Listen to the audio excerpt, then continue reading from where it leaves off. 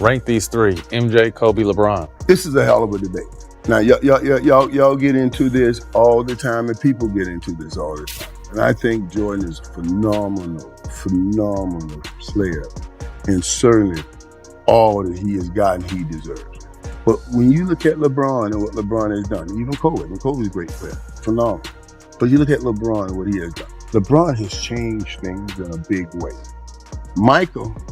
All Michael Jordan accomplished and all he's done and all he did, he couldn't get his own owner to extend them another year.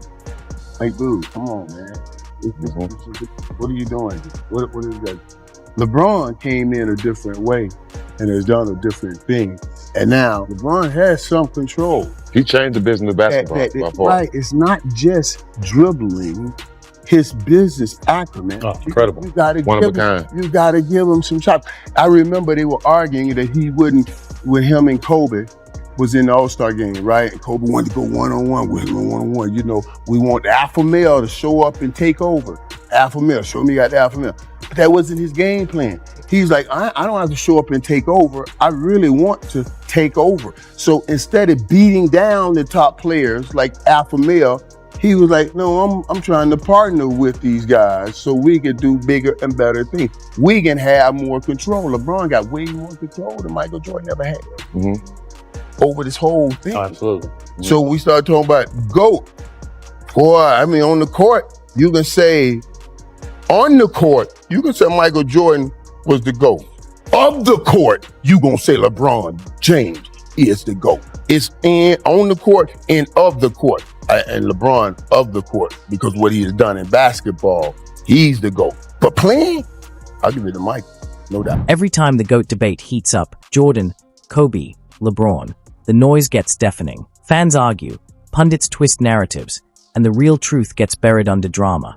Then NFL legend Michael Irvin tossed a fresh spark into the fire, saying, Michael Jordan may be the GOAT on the court, but LeBron James is the GOAT off the court. At first, it sounds fair, a clean split of the crown. Jordan ruled the hardwood with his fadeaways, his rings, his killer instincts that ended dynasties.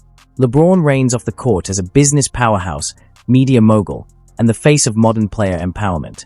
But here's the catch. Greatness isn't meant to be divided. True greatness isn't part-time. Jordan didn't just dominate basketball, he defined it. He didn't need to label himself the chosen one, didn't orchestrate super tame moves, didn't need PR polish or marketing spin. His brand was victory, his legacy 6 banners waving in Chicago. His empire wasn't built in boardrooms, it was earned in battle. So when people try to elevate LeBron for his off-court empire, the question echoes louder than ever. Is that true greatness, or just a clever escape from the grind Jordan never ran from? Because Jordan didn't recruit legends. He defeated them, one by one, until the entire league bowed to his reign. Barkley, Malone, Ewing, Drexler, Reggie Miller. One by one, they all fell victim to Jordan's reign. Every rivalry ended the same way, with Jordan standing on top and the rest left chasing his shadow. And when Michael Irvin said LeBron might be the GOAT off the court, he accidentally revealed the truth. LeBron's dominance begins only when the ball stops bouncing. Because on the hardwood, where pressure, fear, and destiny collide, the throne already bears a name etched in stone, Michael Jeffrey Jordan. His greatness wasn't built on stats alone, it was built on inevitability. Step onto the floor against Jordan, and defeat felt pre-written. 6 finals appearances, 6 rings, 6 finals MVPs, no chokes, no collapses, no excuses. When the lights blazed brightest, Jordan didn't just perform, he defined perfection. Compare that to LeBron, 10 finals trips, 4 titles, 6 heartbreaks. Greatness isn't about how often you reach the stage, it's about what you do when you're there. Jordan was flawless. LeBron wasn't. And Jordan's mastery went beyond scoring. 10 scoring titles, 5 MVPs, a Defensive Player of the Year award, 9 All-Defensive First Team honors. He wasn't just an offensive assassin, he was a defensive terror, capable of locking up your best guard, stripping your top forward, then dropping 40 on your head. That's not balance, that's pure domination. And the moments he left behind weren't just highlights, they were scripture. The 63-point explosion against the 86 Celtics, where Larry Bird said he saw God disguised as Michael Jordan. The shrug game in '92, when he hit 6 threes in a half and turned disbelief into legend. The flu game in '97, Jordan barely able to stand, yet somehow carrying his team to victory. The steal and jumper in Utah '98, one motion, one moment, that ended an era and sealed immortality. Those weren't just games, they were miracles. Now ask yourself, where are LeBron's miracles? Where's his 646? Where's his finals perfection? Where's that season where he was both the best scorer and the best defender on earth? LeBron's had iconic triumphs. His 2016 comeback against Golden State will echo through history, but for every peak, there's been a fall. Dallas 2011, the 2018 finals sweep. Moments where the pressure cracked him. Jordan, he never cracked. That's the difference. LeBron represents longevity. Jordan embodies perfection. And perfection doesn't fade. It becomes legend. Yes, LeBron's power is undeniable. He transformed the NBA, player control, short-term deals, handpicked rosters. He became a brand, a movement, a mogul. But let's be honest, he built that power because he had to. Jordan didn't need leverage off the court. His 646 was the leverage. His killer instinct was the brand. LeBron thrives on narrative. Jordan is the narrative. That's the mentality gap. Jordan hunted destruction. LeBron seeks collaboration. Even Michael Irvin reminded us.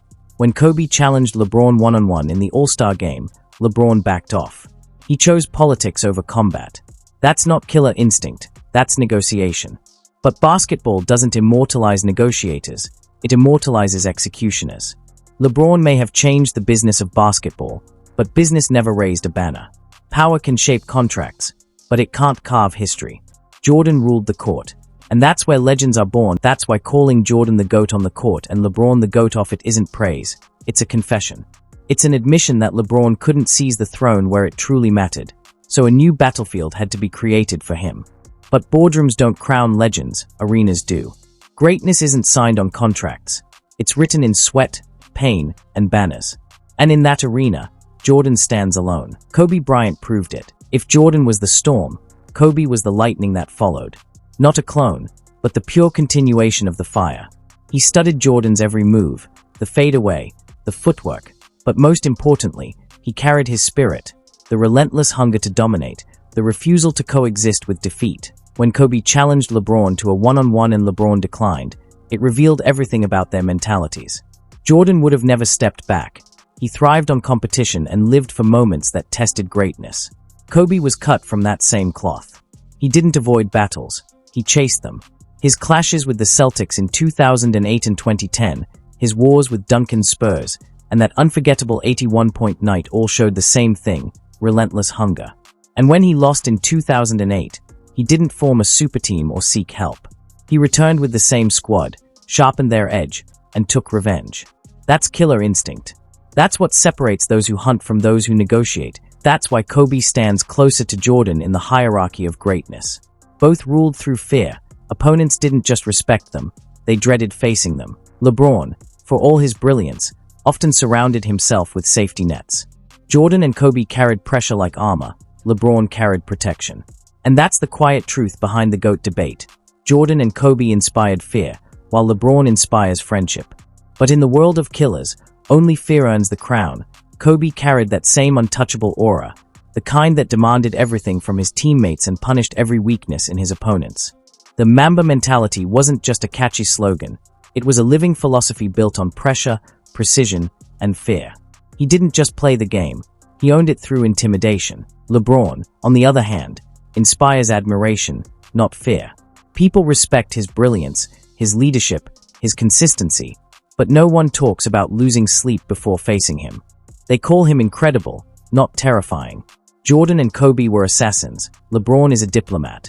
And history doesn't worship diplomats. It enshrines killers. The proof is written in the moments that became legend.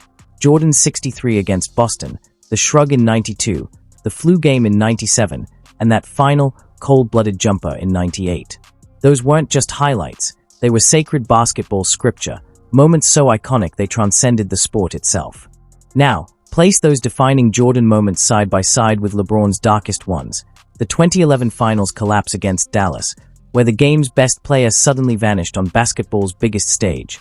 The 2018 finals sweep, where dominance turned to despair. And the infamous Boston walk-off in 2010, when frustration outweighed fight. Those aren't just losses. They are cracks in a legacy that's as brilliant as it is blemished. Because if Jordan's story is about inevitability, LeBron's is about longevity. Jordan's career was short, sharp, and flawless. 6 trips to the finals, 6 rings, 6 finals MVPs.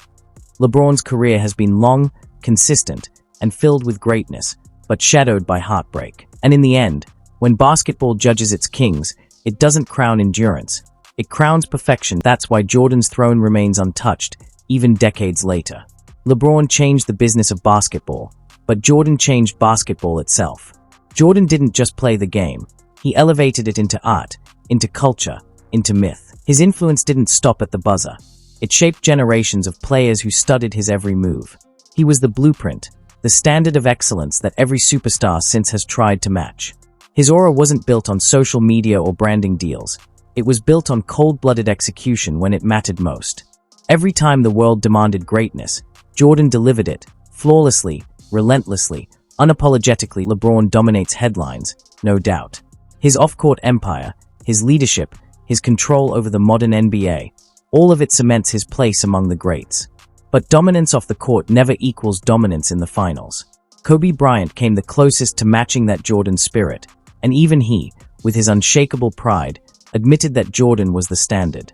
Because deep down, every era, every generation, every superstar knows the truth.